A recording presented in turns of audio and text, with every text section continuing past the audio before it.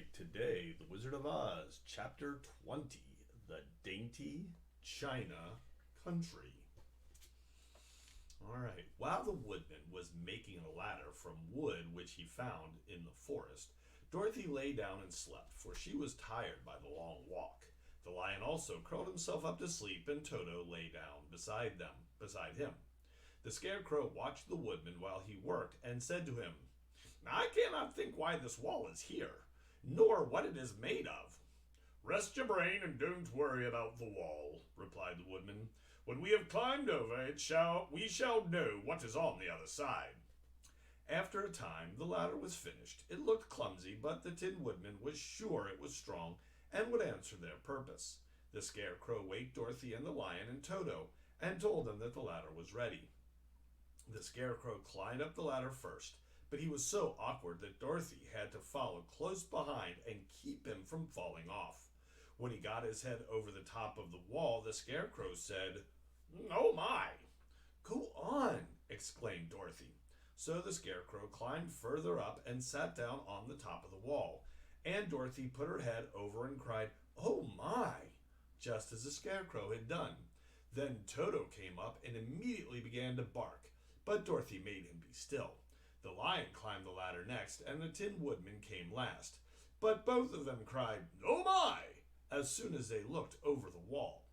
When they were all sitting in a row on the top of the wall, they looked down and saw a strange sight. Before them was a great stretch of country, having a floor as smooth and shining and white as the bottom of a big platter. Scattered around here were many houses made entirely of china and painted in the brightest colors. These houses were quite small, the biggest of them reaching only as high as Dorothy's waist. There were also pretty little barns with china fences around them, and many cows and sheep and horses and pigs and chickens, all made of china, were standing about in groups. But the strangest of all were the people who lived in this queer country. There were milkmaids and shepherdesses with bright-colored bodices, and golden spots all over their gowns, and princesses with most gorgeous frocks of silver and gold and purple, and shepherds dressed in knee breeches and pink and yellow and blue stripes down them, and golden buckles on their shoes, and princes with jeweled crowns upon their heads, wearing ermine robes and satin doublets, and funny clowns in ruffled gowns with round red spots upon their cheeks, and tall pointed caps. And strangest of all, these people were all made of china, even to their clothes, and were so small that the tallest of them was no higher than Dorothy's knee. No one did so much as look at the travelers at first, except one little purple china dog with an extra large head, which came to the wall and barked at them in a tiny voice, afterwards running away again. "How shall we get down?" asked Dorothy.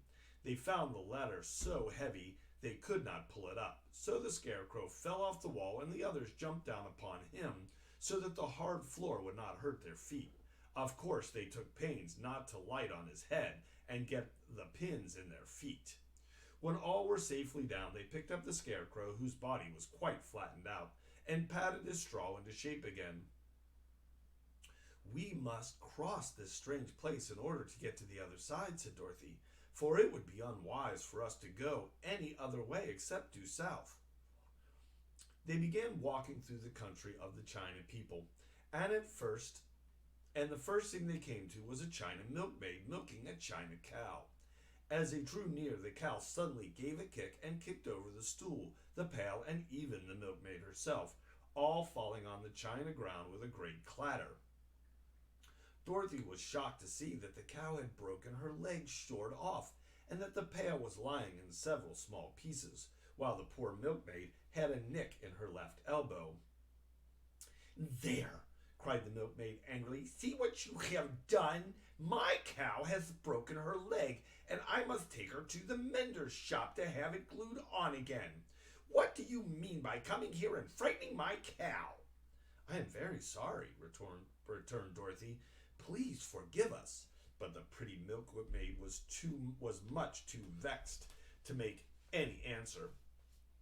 She picked up the legs sulkily and led her cow away, the poor animal limping on 3 legs. As she left them, the milkmaid cast many reproachful glances over her shoulder at the clumsy stranger, holding her nicked elbow close to her side. Dorothy was quite grieved at this mishap.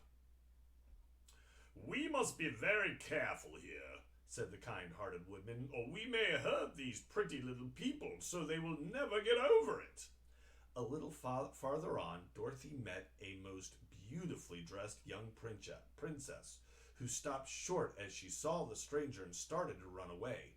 Dorothy wanted to see more of the princess, so she ran after her, but the China girl cried out, "Don't chase me! Don't chase me!"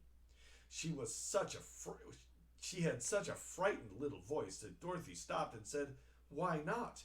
"Because," answered the princess, also stopping a safe distance away, "if I run, I may fall down and break myself." "But could you not be mended?"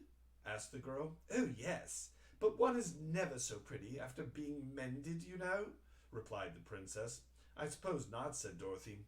"Now there is Mr. Joker, one of our clowns," continued the China lady, "who is always trying to stand upon his head. He has broken himself so often that he is mended in 100 places, and doesn't look at all pretty. Here he comes now, so you can see for yourself." Indeed, a jolly little clown came walking towards them, and Dorothy could see that in spite of his pretty clothes of red and yellow and green, he was completely covered with cracks, running every which way and showing plainly that he had been mended in many places. The clown put his hands in his pockets, and after puffing out his chest and nodding his head, and then saucily he said, "My lady fair, why do you stare at poor old Mr. Joker? You're quite as stiff and prim as if you'd eaten up a poker." "Be quiet, sir," said the princess. "Can't you see these are strangers, and should be treated with respect?" "Well, that's respect, I expect," declared the clown, and immediately stood upon his head. "Don't mind Mr. Joker," said the princess to Dorothy. "He is considerably cracked in his head, and that makes him foolish." "Oh, I don't mind a bit," said Dorothy. "But you are so beautiful," she continued, "that I am sure I could love you dearly. Won't you let me carry you back to Kansas and stand you on Aunt Em's mantel shelf? I could carry you in my basket." "That would make me very unhappy," answered the China princess. "You'll see, here in our country we live contentedly, and can walk and move around as we please. But whenever any of us are taken away, our joints all at once stiffen, and we can only stand straight and look pretty. Of course, that is all that is expected of us when we are on mantel shelves and cabinets and drawing room tables. But our lives are much pleasanter here in our own country." "I would not make you unhappy for all the world," exclaimed Dorothy. "So I shall just say goodbye." "Goodbye," replied the princess. They walked carefully through the China country. The little animals and all the people scampered out of their way, fearing the strangers would break them, and after an hour or so the travelers reached the other side of the country and came to another China wall. It was not so high as the first, however, and by standing on the lion's back they all managed to scramble to the top. The lion gathered his feet up under him and jumped on the wall. But just as he jumped, he upset a china church with his tail and smashed it all to pieces. "That was too bad," said Dorothy, "but really I think we were lucky in not doing these little people more harm than that. Breaking a cow's leg in a church, they are all so brittle." "They are indeed," said the Scarecrow, "and I am thankful I am made of straw and cannot be easily damaged. There are worse things in the world than being a scarecrow." All right, that was Chapter 20, The Dainty China Country.